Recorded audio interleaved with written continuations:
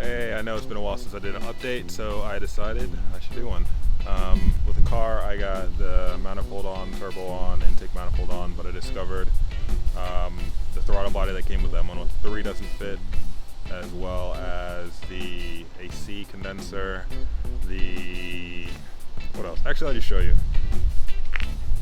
Alright, here's the car. Also, the transmission's in. I think I was putting it in last video, but it's in, mount's made. I didn't put the drive shaft on yet. And I had to cut the tunnel out.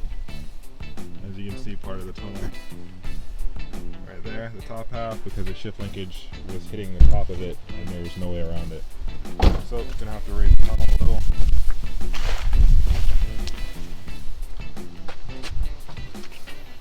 Under the hood, this is the M103 manifold with EFI fuel rail. Unfortunately, the injectors don't fit that he had. They were SRT4 injectors, and they are too short.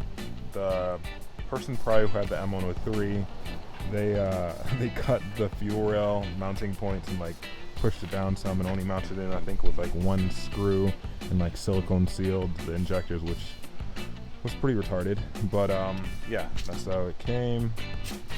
As you can see, the turbo's on, 4-Warner, like 200 series. I would have went with a 300, but this was initially going to go on a M103 when we purchased it, but it'll do.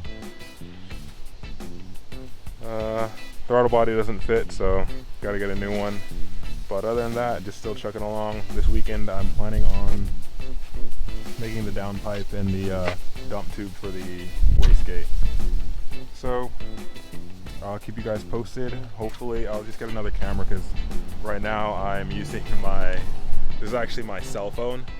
I need like a GoPro, so I'm probably gonna get one of those so I could actually take video of me actually doing work instead of just having videos of the car with things done to it.